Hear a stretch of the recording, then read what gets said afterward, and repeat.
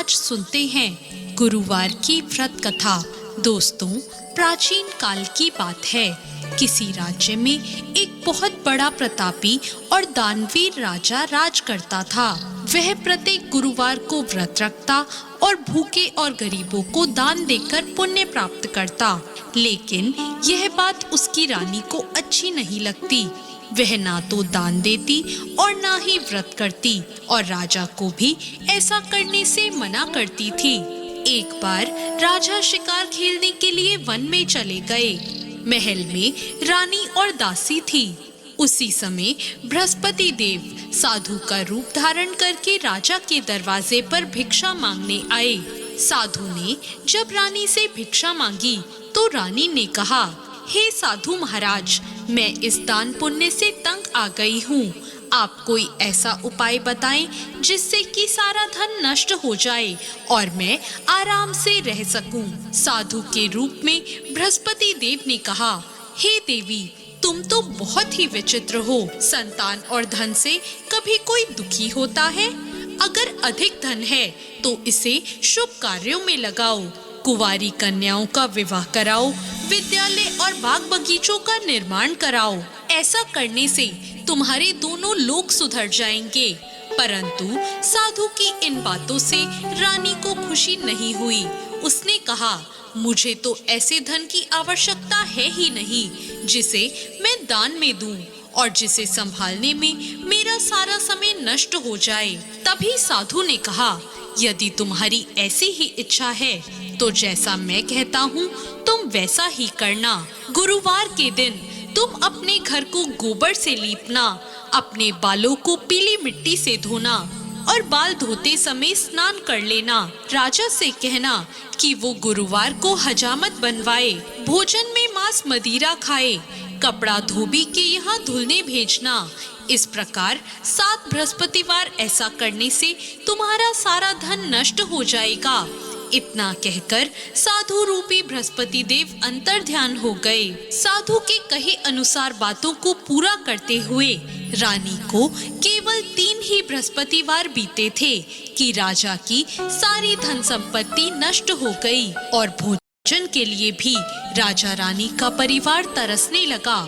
तब एक दिन राजा ने रानी से कहा, हे रानी, तुम यहीं पर रहो, मैं दूसरे देश को जाता हूँ क्योंकि यहाँ पर सभी लोग मुझे जानते हैं, इसलिए मैं कोई छोटा मोटा काम नहीं कर सकता। ऐसा कहकर राजा परदेश चला गया। वहाँ वह जंगल से लकड़ी काट कर लाता और शहर में बेचता। इस तरह वो अपना जीवन बिताने लगा। इधर राजा के परदेश जाते ही रानी और दासी दुखी रहने लगे। एक बार जब रानी और दासी को 7 दिन तक बिना भोजन के रहना पड़ा तो रानी ने अपनी दासी से कहा, हे दासी, पास के नगर में मेरी बहन रहती है, वह बहुत धनवान है। तू उसके पास जा और कुछ ले आ ताकि थोड़ी बहुत गुजर बसर हो जाए। दासी रानी की बहन के पास चली गई। दोस्तों, उस दिन गुरुवार का दिन था और रानी की बहन उस समय बृहस्पतिवार की व्रत कथा सुन रही थी।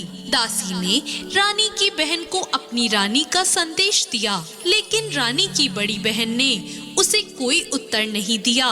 जब दासी को रानी की बहन से कोई उत्तर नहीं मिला तो वो बहुत दुखी हुई और उसे बहुत क्रोध आया।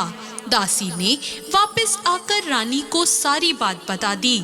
यह सुनकर रानी ने अपने भाग्य को बहुत कोसा, लेकिन उधर रानी की बहन ने सोचा कि मेरी बहन की दासी आई थी, परंतु मैंने उससे कुछ नहीं बोला और यह जानकर वो बहुत दुखी हुई होगी। रानी की बहन ने कथा सुनी और पूजन समाप्त करके वो अपनी बहन के घर आई और उससे कहा, बहन, मैं बृहस्पतिवार का व्रत कर रही थी। तुम्हारी दासी मेरे घर आई थी, परंतु जब तक कथा होती है तब तक ना तो उठते हैं और ना ही बोलते हैं, इसलिए मैं कुछ नहीं बोली।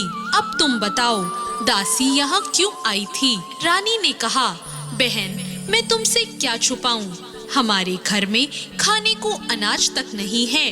ऐसा कहते कहते रानी की आंखें भर आई।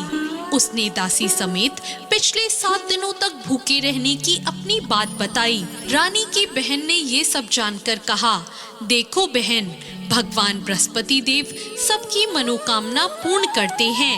देखो, शायद तुम्हारे घर में अनाज रखा हो। पहले तो रानी को विश्वास नहीं हुआ, पर बहन के आग्रह करने पर उसने अपनी दासी को अंदर भेजा तो उसे सचमुच अनाज से भरा एक घड़ा मिल गया। यह देखकर दासी को बड़ी हैरानी हुई। दासी ने रानी से कहा, हे रानी, जब हमें भोजन नहीं मिलता तो हम व्रत ही तो करते हैं, इसलिए क्यों ना इनसे व्रत और कथा की विधि पूछ ली जाए ताकि हम भी व्रत कर सकें। तब रानी ने अपनी बहन से बृहस्पतिवार की व्रत कथा के बारे में पूछा। रानी की बहन ने बताया, बृहस्पतिवार के व्रत में चने की दाल और मुनक्का से भगवान विष्णु का केले की जड़ में पूजन करें और दीपक जलाएं, व्रत कथा सुने और पीला भोजन ही ग्रहण करें। इससे बृहस्पति देव प्रसन्न होते हैं। उन्हें व्रत और पूजन की विधि बताकर रानी की बहन अपने घर लौट आई।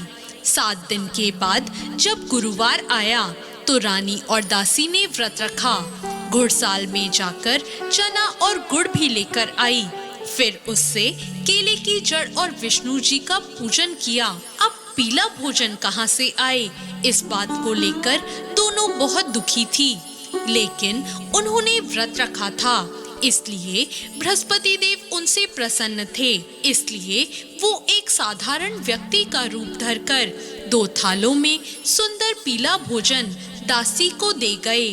भोजन पाकर दासी बहुत प्रसन्न हुई और फिर रानी के साथ मिलकर उसने पीला भोजन ग्रहण किया।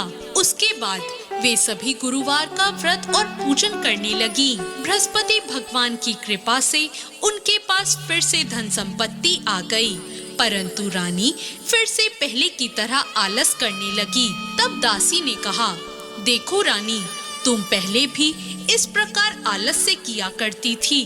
तुम्हें धन रखने में कष्ट होता था, इस कारण सभी धन नष्ट हो गया, और अब जब भगवान बृहस्पति की कृपा से हमें धन फिर से मिला है तो तुम फिर से आलस से क्यों करती हो।